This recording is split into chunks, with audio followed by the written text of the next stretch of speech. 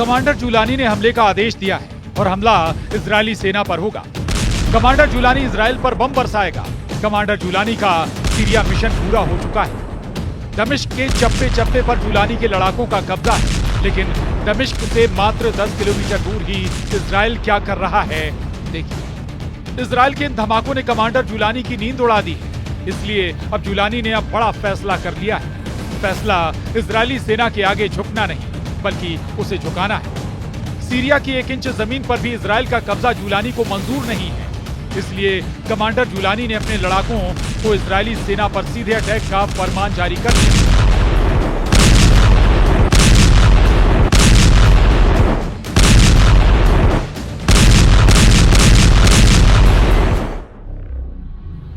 असद सरकार के पतन के बाद ही इजराइल ने सीरिया में मौजूद सेना के कई ठिकानों को नेस्तनाबूद करना शुरू कर दिया है। ये कब तक चलेगा, ये दुनिया के किसी देश को नहीं मालूम, लेकिन अब ये साफ होने लगा है कि इजराइल के हमले से ये युद्ध और भड़क सकता है, क्योंकि कमांडर जुलानी को सीरिया में इजरायली सेना की उपस्थिति कांटे की तरह चुभ रही है।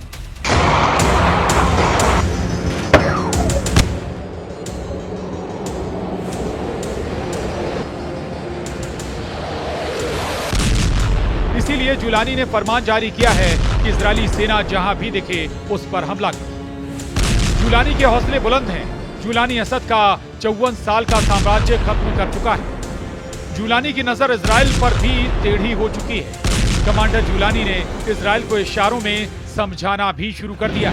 जुलानी ने मीडिया से बात करते हुए कहा कि सीरिया पर जिसने भी हमला किया उसके मंसूबे आज तक सफल नहीं हुए और अब भी ऐसा ही होगा।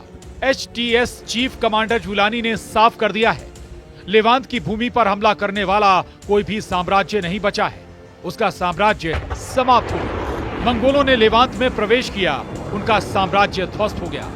फारसी साम्राज्य लेवांत में था, उसका साम्राज्य गिर गया।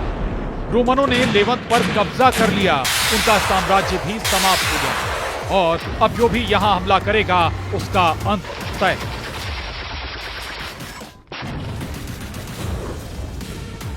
जुलानी सीरिया पर एक छत्र राज चाहता है। उसे ना तो विद्रोहियों की डिस्टर्बेंस पसंद है और ना ही पड़ोसी मुल्कों की। जुलानी असद सरकार की हर निशानी को उखाड़ फेंकना चाहता है। सिर्फ इजराइल ही नहीं, जुलानी के खूनी आक्रमण से सालों से सीरिया में काबिज रूस को भागना पड़ा। रूसी सेना की सीरिया से वापसी शुरू हो चुकी है। हर गुजरते दिन के साथ सीरिया से रूस की मौजूदगी धीरे धीरे कम हो रही है। सीरिया से आई इन ताजा सैटेलाइट तस्वीरों को देखिए, जिसे institute for the study of war यानी ISW के X हैंडल से जारी किया गया है। 13 दिसंबर को सैटेलाइट कैमरे ने सीरिया में मौजूद रूस के सैन्य अड्डों की तस्वीरें ली। लताकिया के खमीमिम एयरबेस और टॉर्टस नेवल बेस की तस्वीरों में साफ साफ दिख रहा है कि रूस सीरिया को छोड़कर भाग रहा है। पुतिन ने सीरिया छोड़ने का पक्का इरादा कर लिया है। पहले ये देखिए, इस सैटेलाइट तस्वीर में 2 AN-124 ट्रांसपोर्ट एयरक्राफ्ट दिख रहे हैं। दोनों प्लेन के आसपास गाड़ियां मौजूद हैं। कार्गो का सामान लोड किया जा रहा है। विमान उड़ने की तैयारी में। सैटेलाइट तस्वीरों में दावा किया गया है कि सीरिया में मौजूद अपने अड्डे पर रूस अपने KA-52 लड़ाकू हेलीकॉप्टर को डिसमेंटल कर रहा है। इस तस्वीर में रूस की S-400 मिसाइल भी दिख रही है।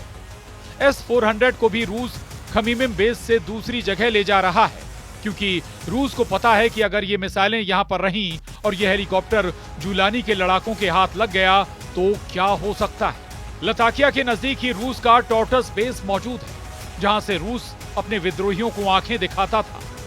इसके पीछे टॉर्टस बेस की भौगोलिक स्थिति है, लेकिन असद सरकार के पतन के साथ ही रूस ने यहां से भी अपनी युद्धपोत और पनडुब्बी निकाल ली। बिना पानी की मछली देखी है आपने? पहले वो पानी के लिए तड़पती है और फिर आखिरकार दम तोड़ देती है। लेबनान वाले हिजबुल्लाह के साथ भी यही हो रहा है। सीरिया में बशर अल असद की सत्ता का पतन होने के बाद हिजबुल्लाह की मेन सप्लाई लाइन कट गई। रिपोर्ट्स के मुताबिक हिजबुल्लाह के पास हथियार नहीं बचे, उसके हथियार गोदाम भी खाली हो चुके हैं। हिजबुल्लाह असद का मुख्य समर्थक था और उसने पिछले दशक में उसने हजारों लड़ाके सीरिया भेजे थे। दशकों तक हिजबुल्लाह ईरान से हथियारों के लिए एक माध्यम के रूप में सीरिया पर निर्भर रहा है। Hezbollah chief Naim Qassem Jolani के आगे गिड़गिड़ा रहा है कि ताकि ईरान से सीरिया के रास्ते आने वाले उसके हथियार की सप्लाई लाइन फिर से शुरू हो जाए। हाँ, हिजबुल्लाह ने सीरिया में अपनी सप्लाई लाइन खो दी है, लेकिन ये नुकसान विद्रोह की वजह से हुआ। एक नया रिजीम आ सकता है और ये रास्ता सामान्य हो सकता है या हम दूसरे रास्ते खोज सकते हैं। प्रतिरोध लचीला होता है तो एक निश्चित सीमा पर नहीं रुकता। जो जरूरी है वो प्रतिरोध की निरंतरता है, जबकि तरीका बदल सकते हैं। ईरान को सीरिया की बशर अल असद की सरकार का बड़ा पार्टनर माना जाता था। ईरान सीरिया को लड़ने के लिए हथियार, सैन्य साजो सामान और सेना को ट्रेनिंग देकर असद की मदद करता था। सीरिया में असद सरकार का पतन ईरान के लिए किसी बड़े झटके से कम नहीं है। इस बीच सीरिया में भी जुलानी के लिए हालात लगातार बिगड़ते जा रहे हैं। अखबारों में, टीवी पर, मोबाइल पर दमिश्क पर कब्जे के बाद अब तक आप हजारों जगहों पर कमांडर जुलानी का चेहरा देख चुके हैं।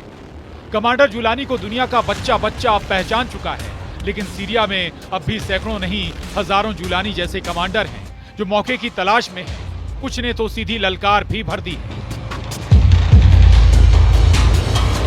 एसडीएफ चीफ मजलूम आब्दी का कहना है कि हमारे इलाके में बड़ा खतरा है। तुर्की हमें सीधे तौर पर धमकी दे रहा है। ऐसे ही दूसरे क्षेत्रों में हथियारबंद गुटों से खतरा है। इन खतरों से निपटने और अपनी जमीन, लोगों की रक्षा के लिए हमें जो भी कदम उठाने की जरूरत होगी वो हम करेंगे। सीरिया में सक्रिय गुटों में खूनी संघर्ष बढ़ता जा रहा है, जिससे सीरिया में नया गृह युद्ध छिड़ने का अंदेशा पैदा हो गया। फर्स्ट पोस्ट की रिपोर्ट के मुताबिक सीरिया में तुर्की समर्थित सीरियाई नेशनल आर्मी यानी एसएनए और अमेरिका समर्थित सीरिया डेमोक्रेटिक फोर्स यानी एसडीएफ के बीच तनाव बढ़ रहा है। एसडीएफ कुर्द, अरब और सीरियन मिलिशिया का गठबंधन है। एसएनए तुर्की के समर्थन से बने विद्रोही समूहों का गठबंधन है।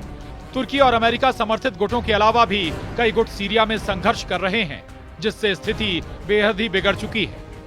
सुपर पावर अमेरिका सीरिया के मौजूदा हालात को लेकर बहुत गंभीर है। अमेरिका के विदेश मंत्री एंटनी ब्लिंकन कई देशों का दौरा कर रहे हैं। अपने दौरे के पहले पड़ाव पर ब्लिंकन तुर्की पहुंचे। यहां उन्होंने पहले तुर्की के विदेश मंत्री से मुलाकात की, फिर राष्ट्रपति एर्दोआन से मिले। ब्लिंकन ने कहा कि अमेरिका क्षेत्र में शांति के लिए हर कोशिश करेगा।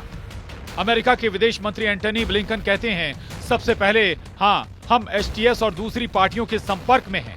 हमने अपने संपर्क में आने वाले हर किसी को ऑस्टिन टाइस को ढूंढने और उसे घर लाने में मदद करने के महत्व के बारे में बताया है।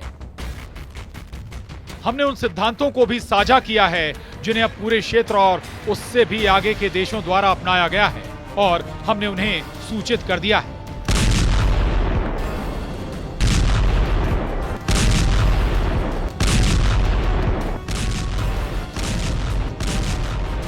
इजरायली सैनिकों ने पिछले हफ्ते में गोलान हाइट्स पर इजरायली और सीरियाई सेनाओं को अलग करने वाले संयुक्त राष्ट्र बफर जोन में एंट्री की थी।